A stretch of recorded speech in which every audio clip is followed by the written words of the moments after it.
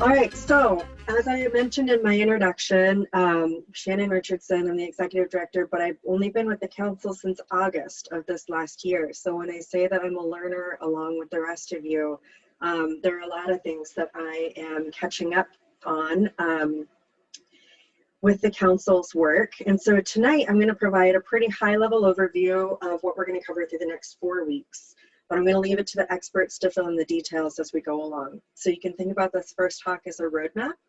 I'll be providing kind of a framework to keep in the back of your mind as we work together to learn from our expert partners along the way. You'll probably notice a particular bent towards all things aquatic. My background is in fisheries biology and aquatic ecology. So I'm going to try and give equal time to all of the systems that we're working in, but I'm most comfortable with things having to do with water. So let me pick up on that. So funding for this presentation, as Mike mentioned, is from the Oregon Watershed Enhancement Board. And the structure of this course was created in conjunction with the Marion and Benton Soil and Water Conservation Districts and our partners at the North Santiam Watershed Council. A lot of the slides that you'll see tonight were created by the executive director of the North Santiam Watershed Council, and so I appreciate her willingness to let me co-opt a lot of those. But really, I want this slide to emphasize everything that we do at the Watershed Council, everything that we do in partnership with landowners. You know, we engage these expert partners to help us along. None of us can do this on our own, and we really benefit from the strong partnerships that you see demonstrated here. Okay, so what's a conservation plan? A conservation plan is its own roadmap to take you from where you currently are to where you want to be. And I'm also a runner, so I'm going to use a running analogy. So if you've been running for a little while and you decide that you want to complete your first race, you choose a distance and you pick an event, and then you would make a plan and you talk to some experts or read books by experts, follow your plan to reach your goal. And you might anticipate some modifications and some hurdles to get over along the way. But the end result is seeing you through your plan to get to the goal that you set. Mike says you guys are not seeing my slides. Is that true for all of you there? How are we doing? Mike, I think you're alone. I'm getting some thumbs up. I'm gonna keep going, and if folks are having issues, give me the high sign. Excellent. We're gonna keep going then. So when these presentations are posted to the portal on our website, all of the links that you see are going to be active. And so when you click on the title of this slide, or if you click on the link here at the bottom, it'll take you to different examples of conservation plans and different planning tools that are available with some of our partner agencies. All right, so we're thinking about a whole property approach, right? And I heard a lot of you echo this idea. You know, you may have different motivations or different interests for being here, but you're thinking about your land or your potential land purchase and thinking about the health of the whole place. And that's really important. Your conservation plan is unique to your land, and it emphasizes protecting and restoring function and process. I heard a couple of you talk about that. And I'm so glad that those concepts are already kind of floating around, because that's really what we want to focus on, is restoring process and function, so that those processes and functions can work into the future to create a sustainable landscape. So we're not going to think about putting in static landscape elements as you implement the plans that you develop through your project development phase. You're gonna anticipate seeing changes on your land. So you might put in some, I remember somebody wanted to do some stream restoration. So you might put some like log structures or rock structures in place in your creek or river. And if those shift and move, that means that they're creating complex habitat. It doesn't mean that the project has failed necessarily. There are some instances where projects have failed and everything's washed out, and that's something totally different. What we're focusing on is process and systems. So over the next few weeks, we're going to highlight 3 main resource areas. We're going to talk about water resources, and that's going to include standing water, so like ponds and lakes, moving water, so that's streams and rivers, and ephemeral waters, so that might be seasonal waterways, or it might be sloughs or wetlands. We're going to talk about soil resources, so what your different soil types that you have on your property mean for what you can and can't do, and expect effective outcomes. And soil is another thing that I'm really excited about learning more about, because that's kind of lacking in my background. And then vegetation. We're going to talk about vegetation in riparian areas. So those are the streamside corridors, why it's important, why it's valuable, and what you really want to get in place there and why, as well as upland vegetation. And we're going to talk about habitat benefits and food webs and nutrient cycles, and how the upland and the riparian areas often interact. So we're also going to talk about 4 major land use areas. We're going to talk about woodlands. We're going to talk about agricultural lands, yards, and the streamside or riparian areas. And I chose each of these photos to be representative of those 4 types for different reasons. So the woodlands photo here, this is actually a property that we're going to hear from the landowner a little bit later, Lee Peterman. He and his partner Shirley have this really wonderful mixed woodland property that they've been doing a ton of work on. I really like this photo because it shows the complexity that they're working into their woodland landscape. They've got multiple stories in the canopy. They've got a low kind of brushy shrubby story. They've got kind of the mid layer and then the big tall trees. They've got a lot of edge habitat. So this is really a wonderful example of woodland habitat that's been maximized for wildlife use. Here on the agricultural lands photo, I love aerial photos of the Willamette because you can see a little bit of that old sinuosity, the curviness in the channel. And you can see here that this is a really nice example of working landscapes where you've got agricultural lands that are in production, and then you've got intact riparian areas here and there.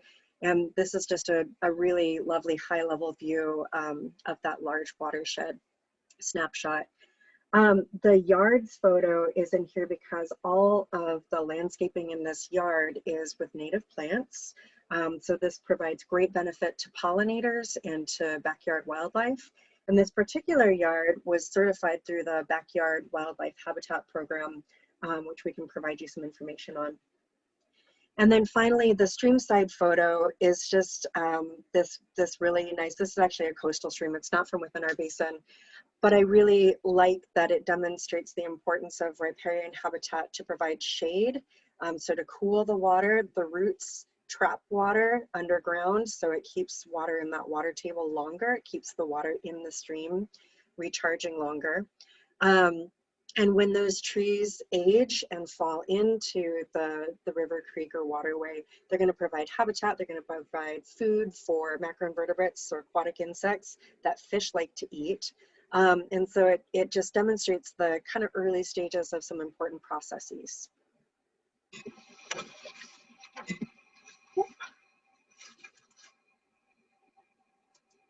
There we go.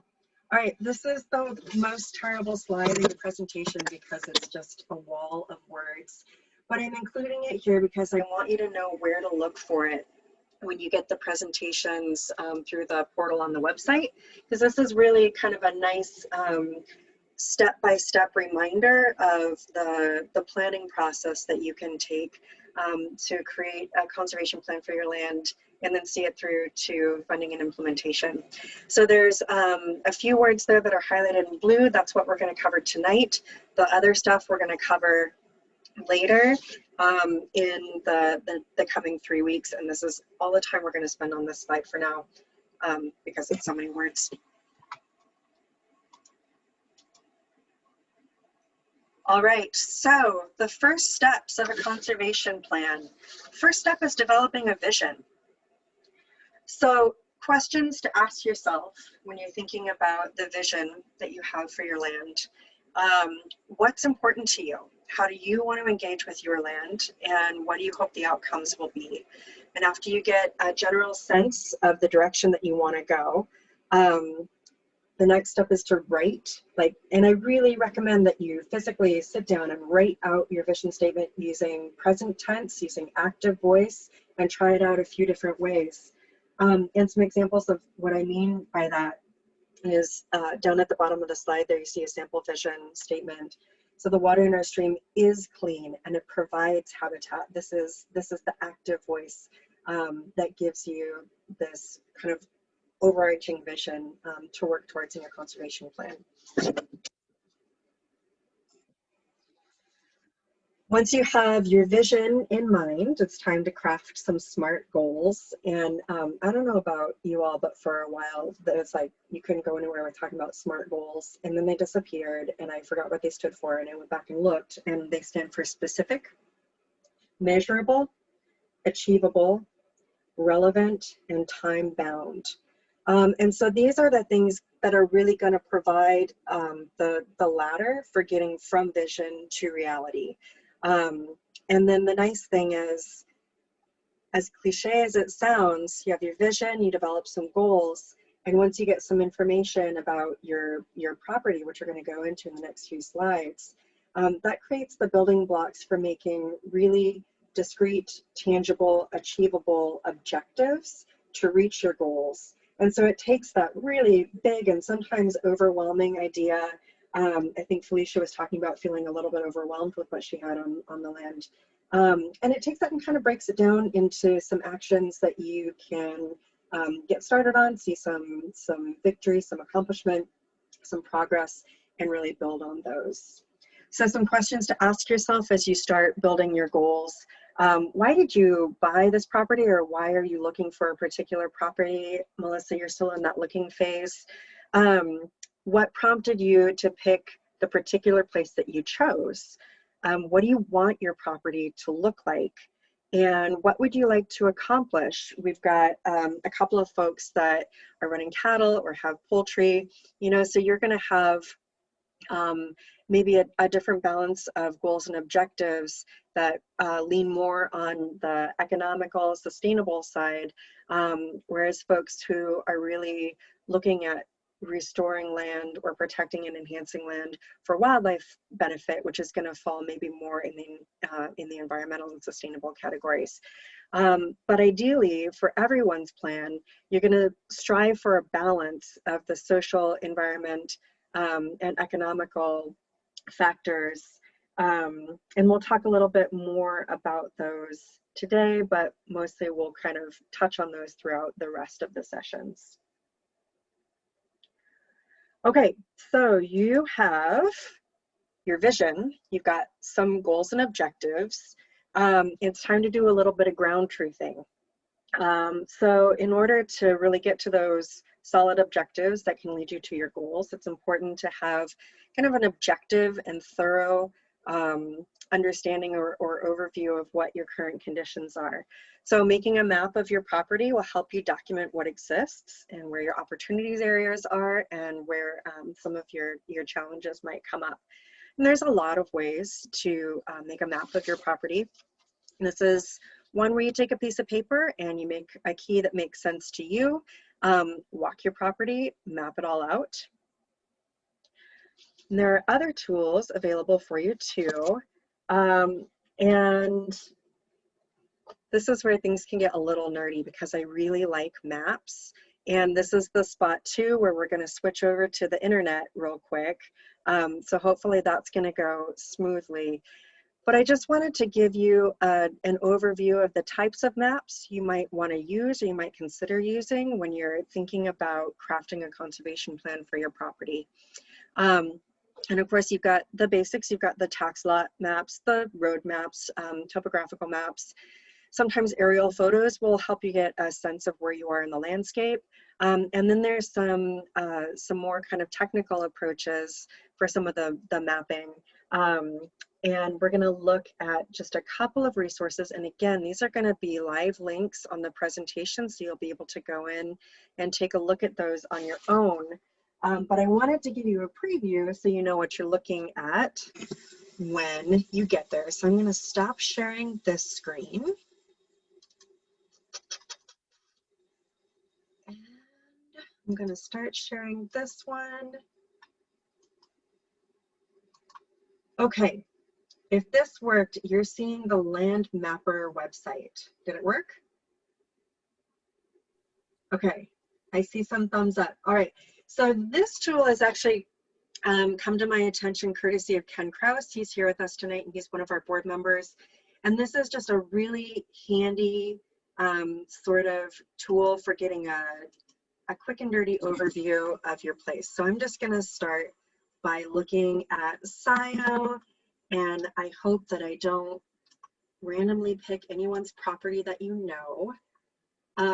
This is completely random at this point. And I'm just creating a little project. And I'm gonna ask it to create the maps and it's gonna spin. Usually this is pretty quick, fingers crossed.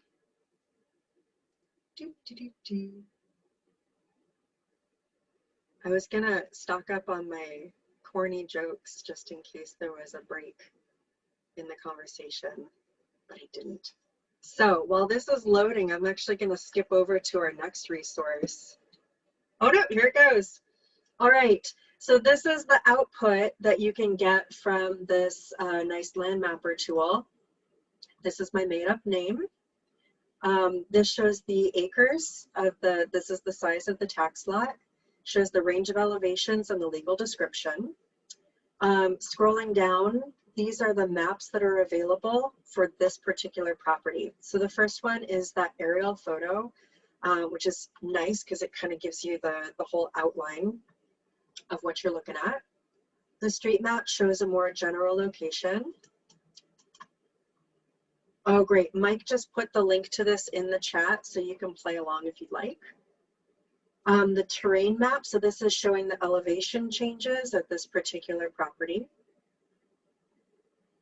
This streams layer is showing that there's what's classified as a small drinking, which is in some places called an ephemeral stream, which means it's not year-round.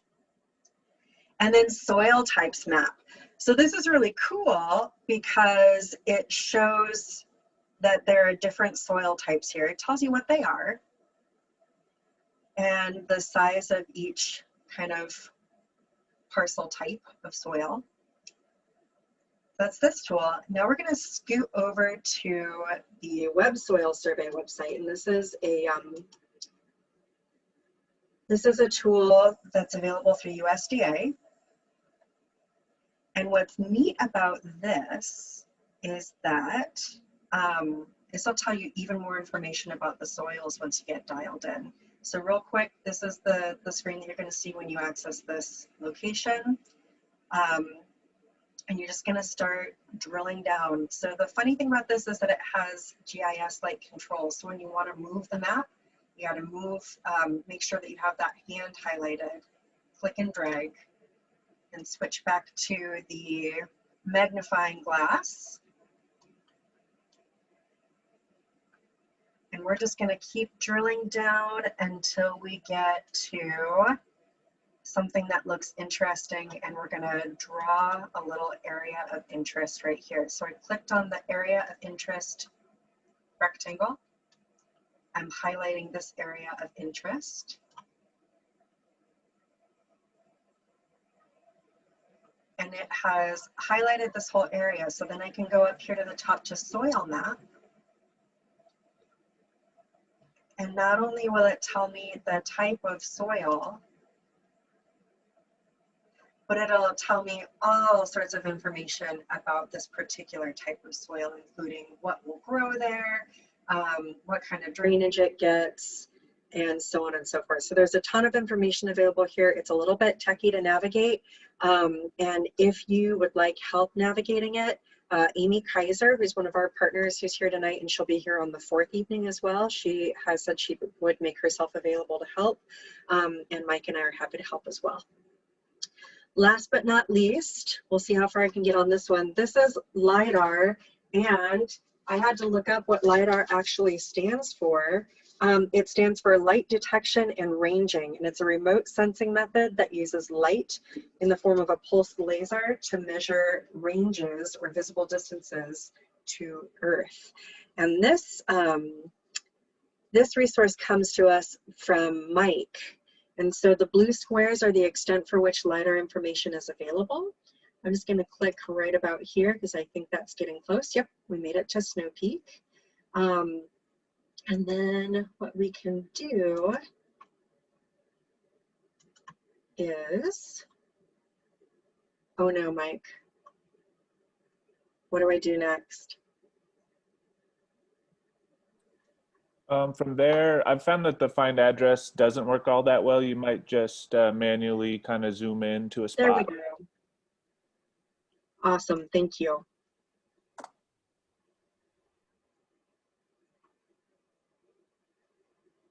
Okay, so again, this is a very quick global demonstration.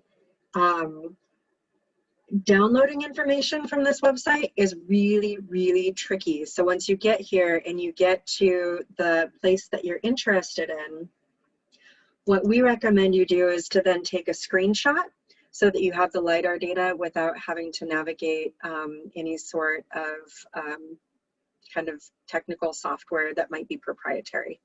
Okay, so those are the 3 resources that I wanted to share while we were all together. And Mike has put the links to those in the chat. And again, they'll all be available in the PowerPoint presentation. Now we're going to go back to the PowerPoint and finish that up. All right, hi sign if you are seeing the presentation now. All right, excellent. Thanks, folks. I'm so glad that worked. All right, so we've gone through these kind of initial stages of creating a vision and some goals and some objectives and taking an initial stock of what we have on property. And now it's time for a quick reality check. Somebody talked about the water rights being almost impossible to navigate or very tricky, and other folks needing a law degree to cut down a tree. I totally get it. But these are things that are realities in the landscape of conservation planning and conservation projects. And the wonderful thing is that there are folks that can help you navigate that. And so things that you're going to need to think about is what are some of your legal considerations? What's the status of your water right? What kind of permits might you need? And what kind of rules and regulations might apply? Again, when you're working with the Watershed Council, with some of our state and federal partners and county partners, we can help you navigate those types of questions. Other things that are important to keep in mind is what are the impacts to your neighbors going to be? What are the current and future land uses nearby? And are they likely to impact or be impacted by the work that you are that you're considering? And those can be kind of hard things to think through. But that kind of thinking forward into the future is a really important component of putting your conservation plan together. And then finally, how much time and energy do you have to devote to this project? It's important to get real about that, and also any funding constraints that you might have going into this. There are definitely opportunities for funding assistance and technical assistance, but having a realistic idea of what you are able and willing to contribute is really important. Okay, back to the slide of words. You know it's here. You can use it as a framework, and that's all the time we're going to spend there. I wanted to go through just a handful of example projects. We are not going to go into detail on any of these. I just wanted to show you a few so you have in mind kind of some of the things that we've worked with and partnered with in the past. So Westbrook was a riparian habitat project. It was funded in part by the Oregon Watershed Enhancement Board, OWEB, and the Marion Soil and Water Conservation District Landowner Assistance Project or Program. So this is a fairly small project, about 2¼ acres, but it it focused on this riparian area, so the area right along the main stem, North Fork Santiam, to elevate that riparian area. And you can see in the photo on the bottom, real big ivy problem. And so that was a big part of the effort, as well as some planting that went in thereafter.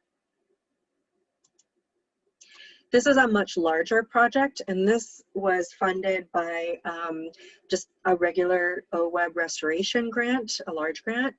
This was 112 acres, and it included multiple restoration methods over a pretty large piece of land. And a couple of the kind of cool practices that were employed here at Bear Branch, the landowner installed 17 ditch plugs, and the ditch plugs are in place to restore valuable wetland habitat function, to impound water and keep it on the land longer. And then on the right side of your screen there were 15 log structures that were installed in Bear Branch. And so the map below there shows the locations of all of those log structures. So those log structures, again, are going to create complex habitat in stream. They're going to form the building blocks of the food web for the stream. And they're going to help manage any erosion issues that landowner is having with Bear Branch itself. So Diekman Slough is pretty cool. This was a medium-sized project to restore function to a valuable off-channel habitat of the main stem North Santiam. And these off-channel habitats are so important for creating habitat for fish and wildlife species. And these off-channel habitats are often a refuge for some of our endangered fish species, like I don't know if it's famous to everyone, it's famous to me, the Oregon chub, as well as Chinook salmon, steelhead, and different lamprey species. The other interesting thing about this project is that it was enrolled in the CREP program, and this is a federal cost sharing program that also provides tax relief for the landowner. And how it works is that the landowner pays for some work, maybe does some of the work, CREP reimburses them for their part of the work, and then often another funders such as OWEB will come in and offer some supplemental funding to really help the project cross the finish line. And so that's what happened in Diekman Slough.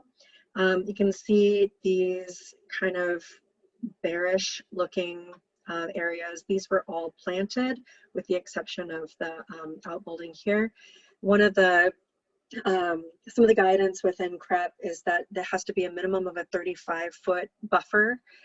So from the edge of the creek outward, a minimum of 35 feet and a maximum of, I think, Amy, you can correct me if I'm wrong, but I think it was 180.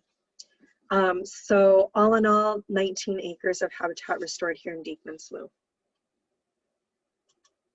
Okay, last couple of slides, friends. Oh, Amy gives me the thumbs up. I got it right or close to right. So last slide, I just really want to emphasize there are so many resources available to you, and I realize that it can be kind of challenging sometimes to know where to start. You're in the right place for where to start. And if you're not here in Lynn County, if you're not here in the South Santiam watershed, you have local branches of all of these organizations where you are. So quick internet search can help.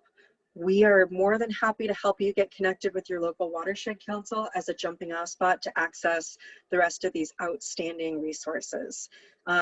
So some of these folks will offer technical assistance, some offer funding programs. All of them are going to be able to offer some really valuable information for your particular place. And that is it. We are going to have a chance to head to breakout rooms at the very end. Breakout rooms are optional, but you're welcome to join me there if you've got questions about my talk.